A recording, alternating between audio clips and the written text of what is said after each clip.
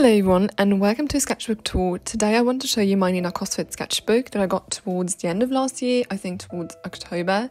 And as you can see, I kept it very simple. I have one Nina Cosford sticker on the front and this cute little cat sticker from Shane Barton on the back. So even though I haven't finished this sketchbook yet because I'm actually working on multiple sketchbooks at a time, I wanted to give you a tour of this one because I think it's quite interesting as it's full of experimentations, different styles and media. So without further ado, let's just get started. So the first page of the sketchbook is just some very simple doodles of some kitchen decor, and I don't particularly like it, but I think it's always difficult to start a new sketchbook, so that's okay. Let me know how you approach starting a new sketchbook because I think it's so tricky. I also don't particularly like the butterflies on the next page. It's not the kind of style I want to go for, and the black outlines are just a little too heavy in my opinion, and the shapes of the butterflies are a little off as well, but I guess that's just a massive practice. The next couple of pages are filled with very simple minimalistic doodles, which I quite like, and in the beginning I was hesitating whether to colour them in or not, and looking back I'm happy I left it that way. They are very minimalistic but also interesting maybe to work with and draw on for creating patterns and things like that. The next couple of pages are some ornaments and Christmas card designs, so I was trying to create something harmonious but I couldn't decide and ended up trying so many different colour combinations, and so in the end I drew different ones for each of my family members. Maybe I'll try again this year, we'll see.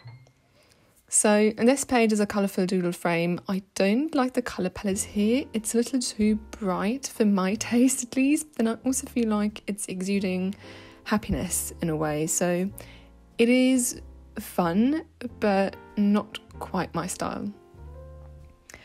Another very colourful spread, which was me experimenting with different colour combinations, shapes, and adding frames around these tiny illustrations, which was fun, but again I don't think that's my style. So sometimes you get inspired by what you see online and you try to replicate it in your own way, but I just don't really think that it works for me in this case. So it was fun, but I leave it at that.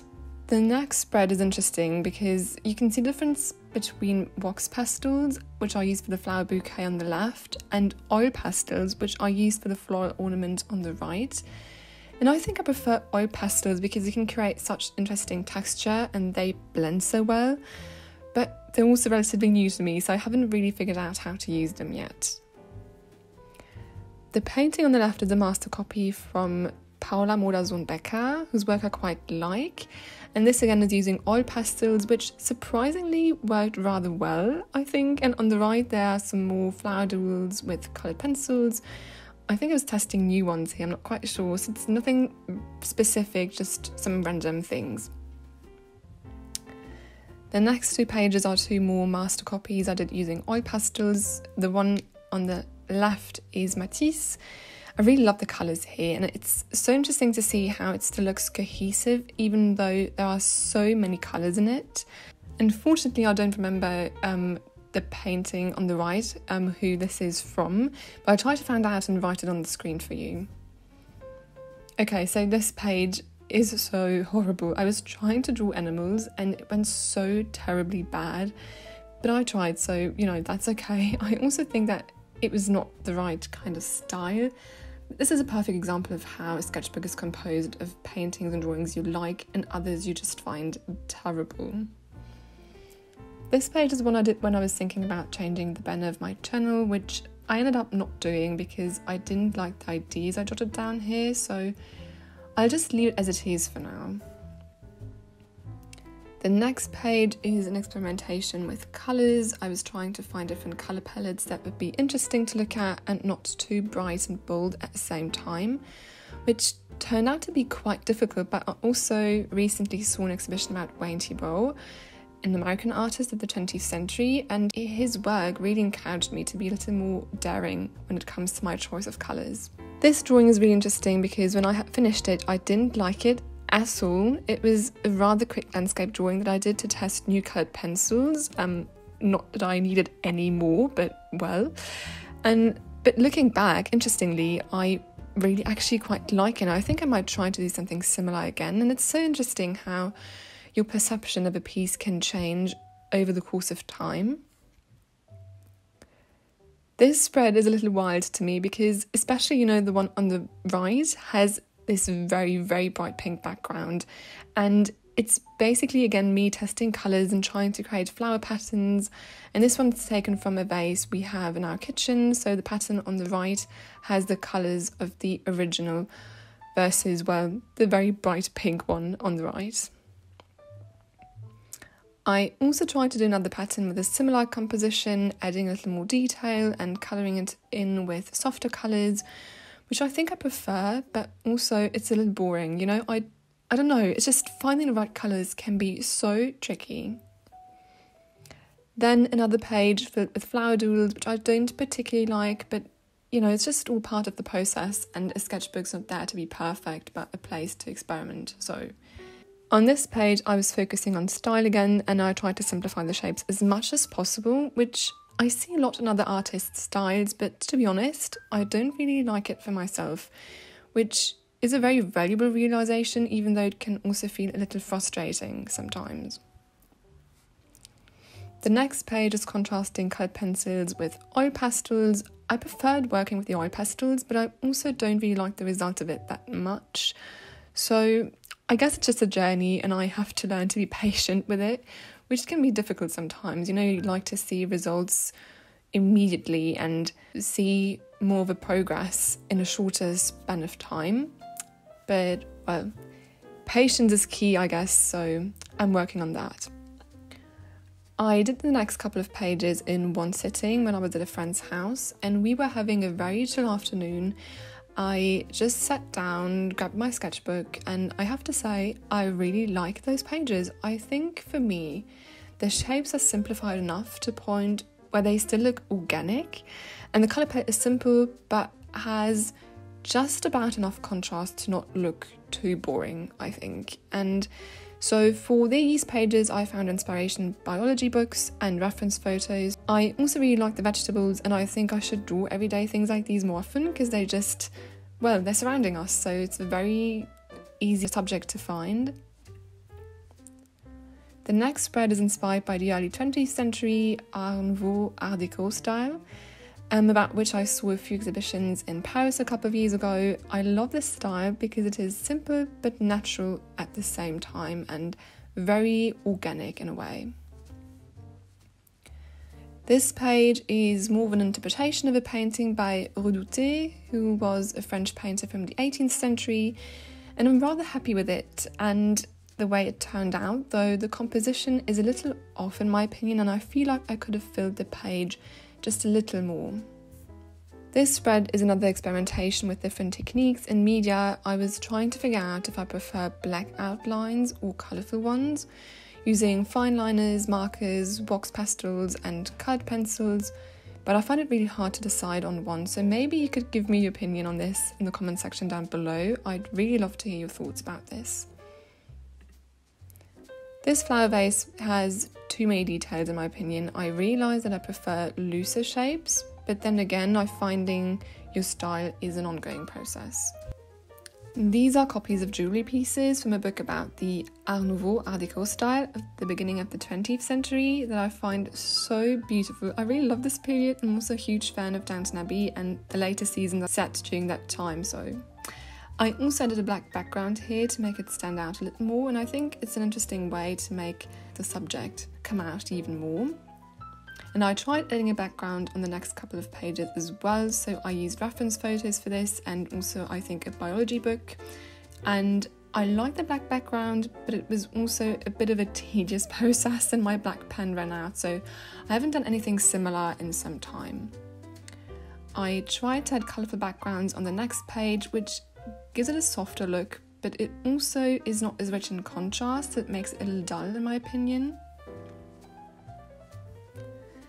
The next page is not finished, but I was hesitating because I was scared of ruining it by adding colours, but I was thinking maybe I could scan it in and try to colour it in digitally and see what it would look like.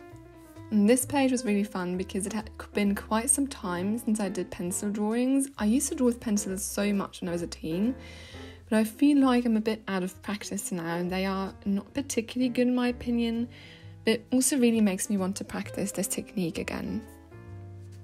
I also tried to change it up a bit when it came to subjects and tried to paint a few animals like the seahorse. It was rather difficult because in this case I was using oil pastels, which do not really allow for detailed drawings, so the shapes are a little weird, but I quite like the colours, so that is something to work on. The next page is another oil pastel drawing which I quite like, though the proportions of this landscape are a little weird because of the sketchbook's size.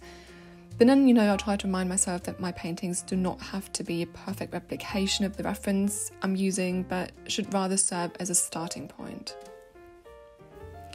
These are two rather quick oil pastel sketches I did as a sort of a warm-up before painting a landscape. I'll link the video of the painting process down below if you're interested. I don't particularly like this spread, but this is a good example of how sometimes I'm just enjoying the painting process and applying paint to paper.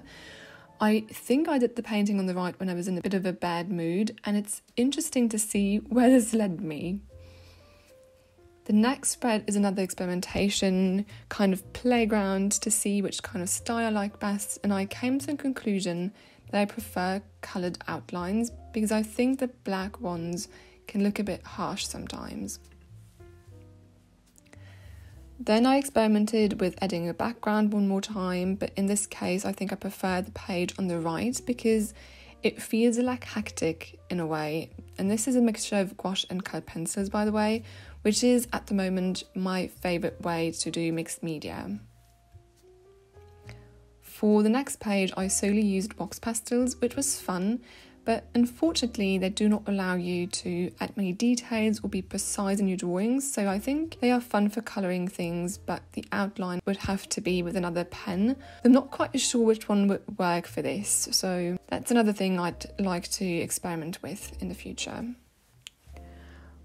On the next page I tried to create another flower pattern because I think I was watching quite a few home decor and interior design videos, and I felt inspired to create more patterns, which in this case didn't turn out the way I expected it, but I still kind of like it and it's a starting point really.